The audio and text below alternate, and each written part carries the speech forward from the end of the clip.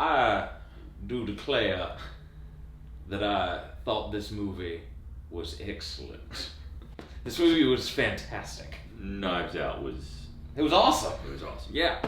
This movie, I leaned to you like 30 minutes in, and I was like, this movie is so well, like... just constructed. Yes. Yeah. And it... The writing, the acting, the directing. I would say it's more the writing. The writing is... You want to tell me the actors did a good job? Oh, no, they did.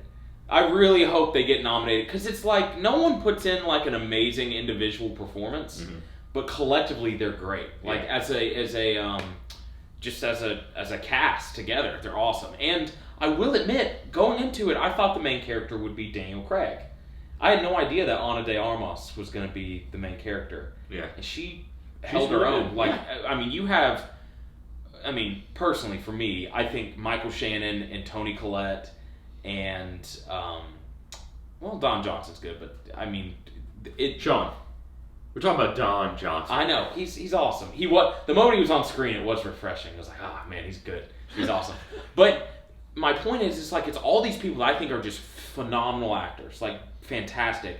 And I've only had seen Ana de Armas in Blade Runner, and she's good in Blade Runner. Yeah. But in this, she held her own against these people that I consider like some of the best, and she was really good.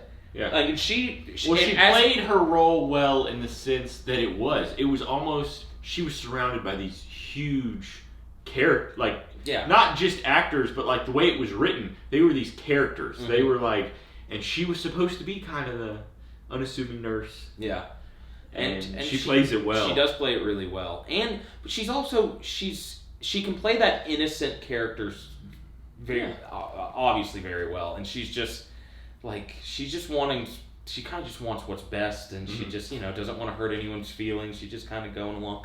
She's the one genuinely good person in all of them. You could say Daniel Craig.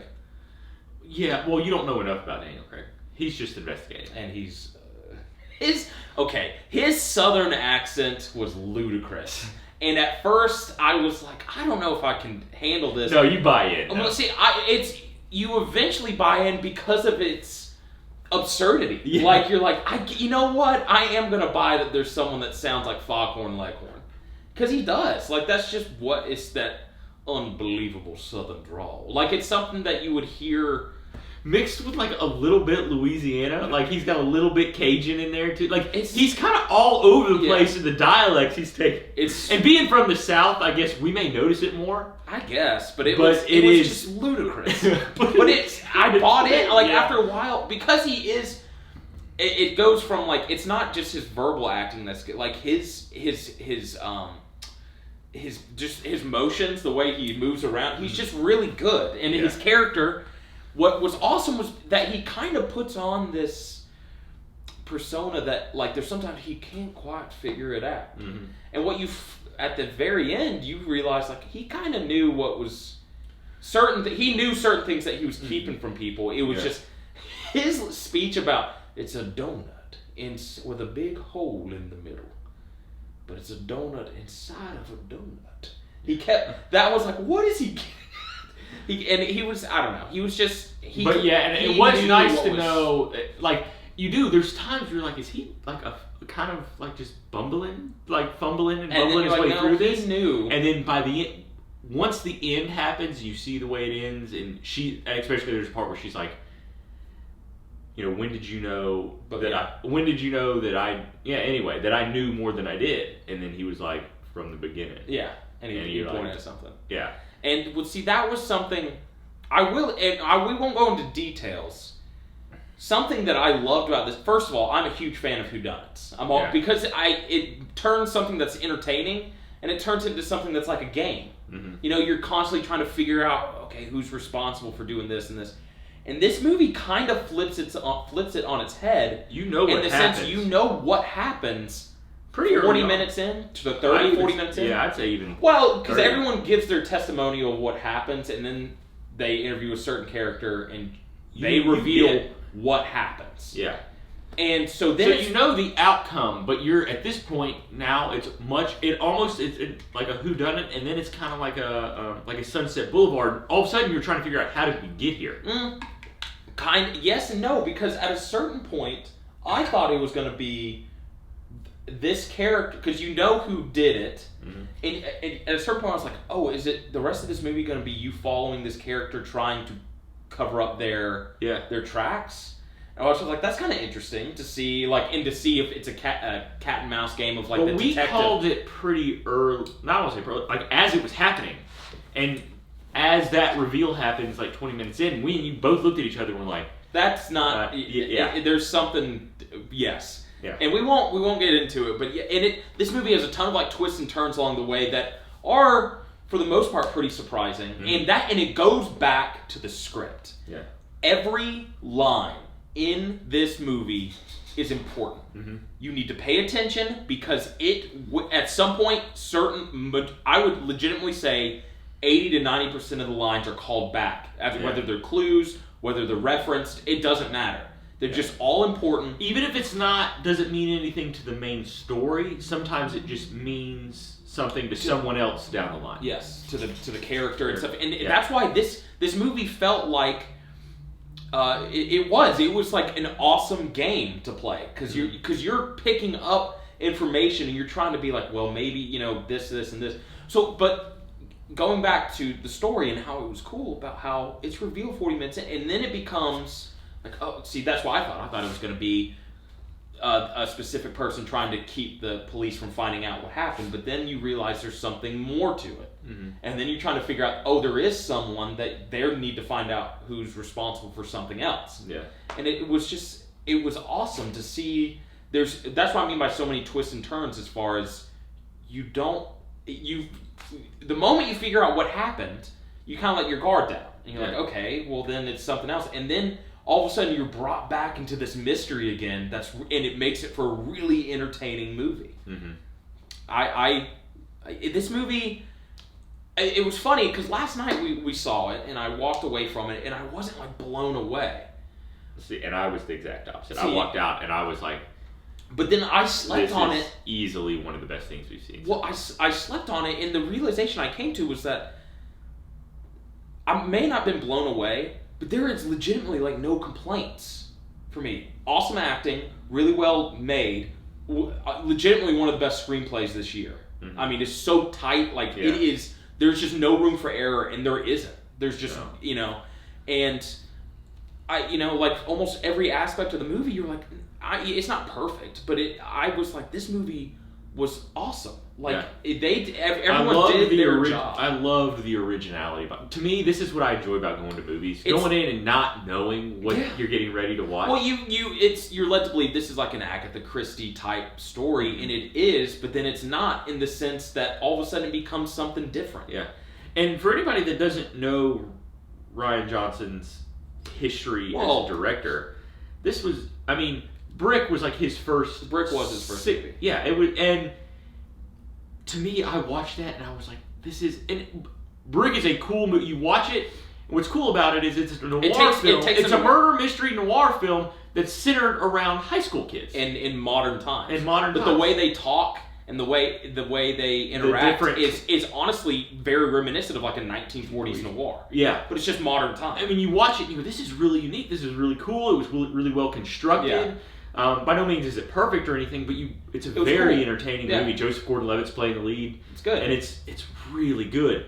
And this, to me, was I watched him go back, I don't want to say go back to his roots, but this was along the same lines as that movie, and I was like, this is just really cool. See, this was something I said to you after we left the theater. Obviously, I personally think Rian Johnson's a really talented individual. Oh, I really love Looper.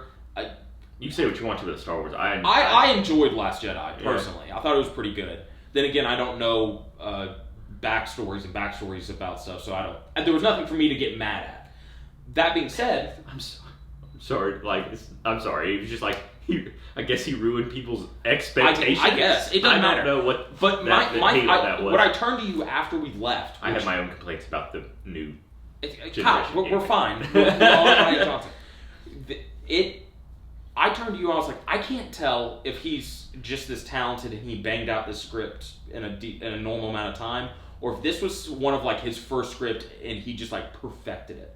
Because the script is like a lot of intertwining parts. Everything like plays off each other. Like it's smart. It's incredibly smart, and that's what I mean by like the movie itself for me is not perfect or anything, but the script is close to it. Mm-hmm. You know, like it's so good.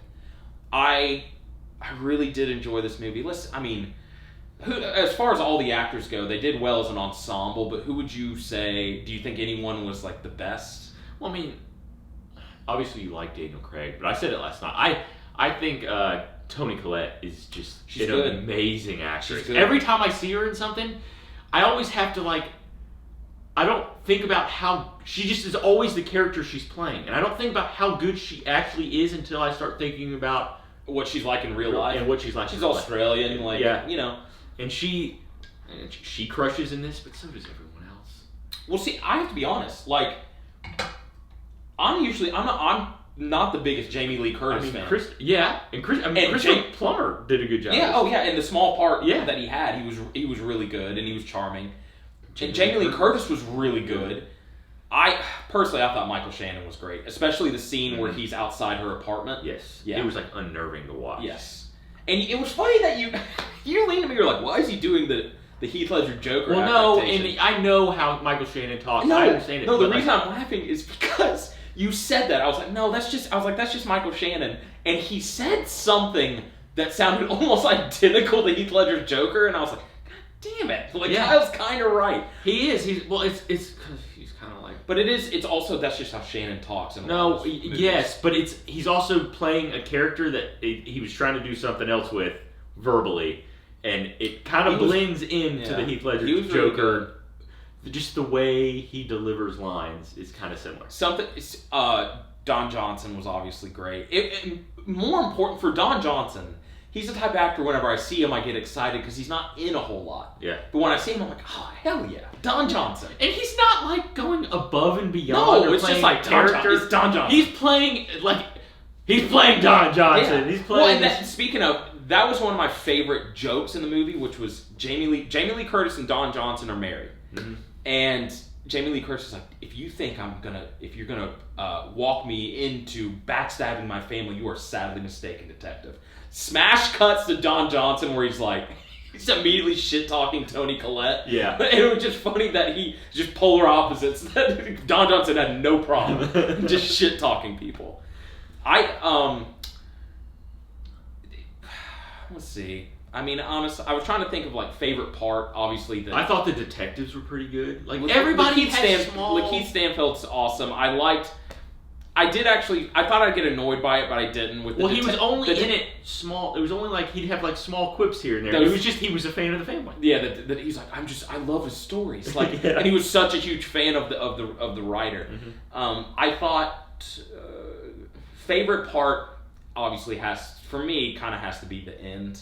Yeah, right. I mean when it all culminates and you realize what's happening. Something I will say I love. Even though I loved the beginning, the interview process. Yeah, I did too. Because it just sets up the movie so perfectly. And this is another case of, this movie takes place 90% of the movies at the house. Yeah. It's, you're not going places. It's just like you're at this house. I mean, it's a typical Agatha Christie story. And Rian Johnson did it really well.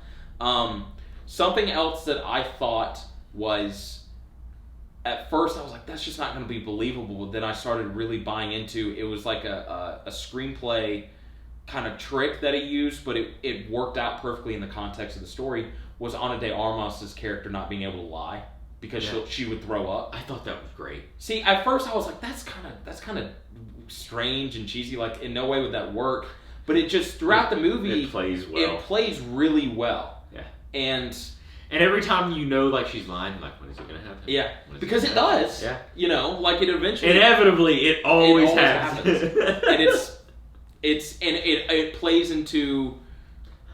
I mean, it plays into the ending. I love it. There's a scene where she's eating with Chris Evans, and he's kind of like planned it out, and she's eating those beans, sausage and beans, and he goes, "I know you can't lie," and he starts asking her questions. And he swaps out the bowl. He had the second bowl. Was great. Yeah. Because you know what it is? It's that you want to like it. Well, it's that reminder that before Captain America, he was so good at playing that like douche, that just kind of asshole or whatever. You know, he could play the leading man fine, but he was always good at playing like that asshole. And then he's gotten caught up with all these Captain America movies that you're just associating him playing Steve Rogers, like the just stand-up guy, like he's the best guy in the world.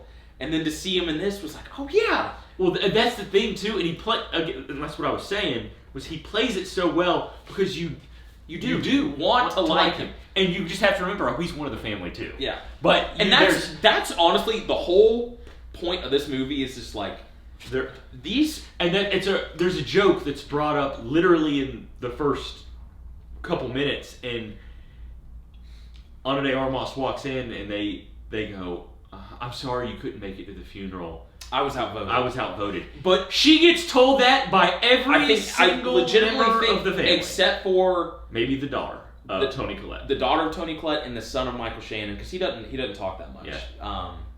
Because that's Catherine Langford and Jaden. It's the kid from It, and it's now Jaden Martell. Yeah. It was a different last name. And again, they were fine. Yeah. I liked, and also they did like politically, like the political conversations that they were getting arguments with were great because it felt like a family Thanksgiving argument where you knew it wasn't going to get. Everybody's got their own beliefs.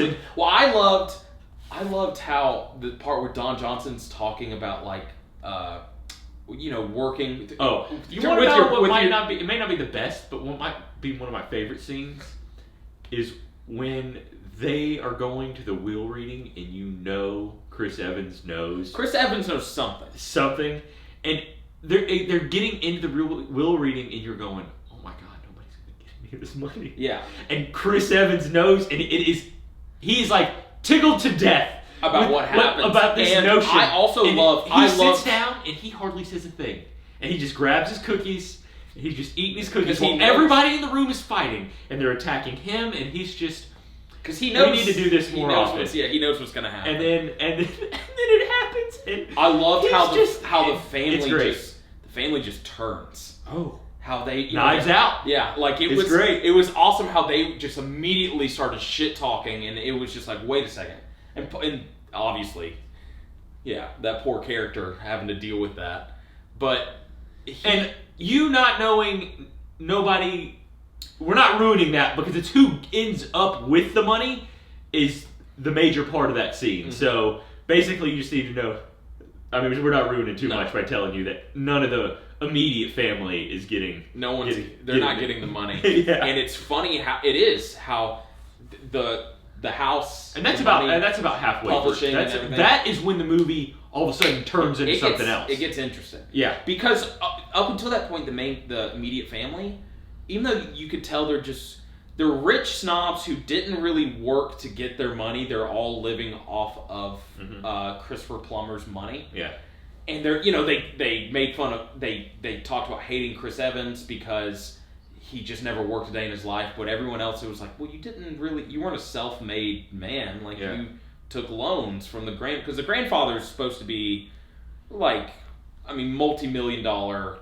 He's author, like he's the best-selling mystery author. He's supposed to be Stephen King. They went through his wealth. He had the massive house, which was paid off. That was a huge estate. I mean, it wasn't just a house. It wasn't a home. It was an estate. Yes, was paid off. $60 million cash.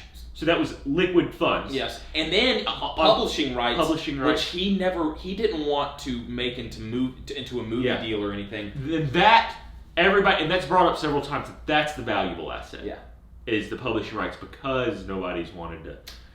But I did love how because up until that point though the family, they kind of had that fake bit about it because they knew that they were going to get something. Mm-hmm. They were going to get through the will. They were going to get either whether it was the house or the publishing rights or the cash or something. They would get something, and for all of it to go to one person, and it was awesome because you're right. It then becomes a different movie. Yeah. Like that's what we mean by their twists and turns. Like it becomes something totally different. The first part of it, there's a lot of interviewing. You're kind of following around Daniel Craig, like investigating the house and being like a. And the house is cool. Yeah, there's a lot of he's looking for clues. Yeah, And then, There's like the will happens, and it becomes more of a, I don't want to say action, but you're on the move a little bit more. Yeah. You're, it's just...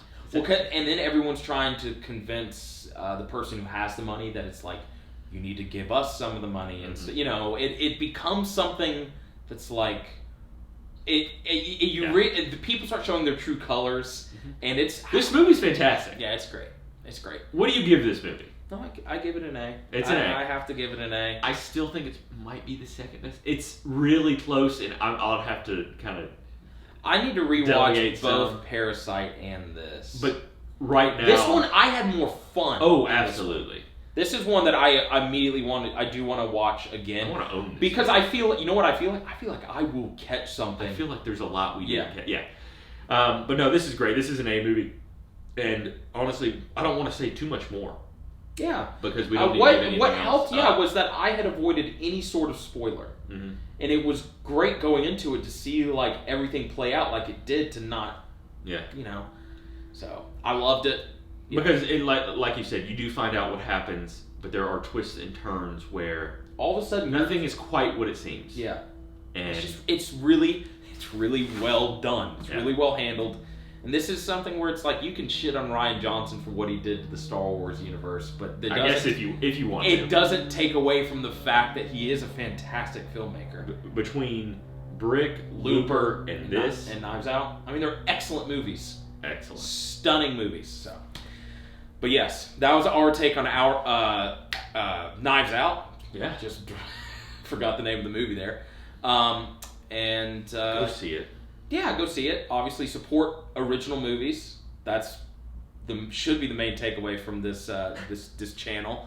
But yeah, definitely go see it in theaters. Don't get me wrong though. Hobbs and Shaw. Go see Hobbs and Shaw. If you can. If it's still in theaters, go see it. But yeah. And catch us next time with Our Take. So. It's about family. It is about family.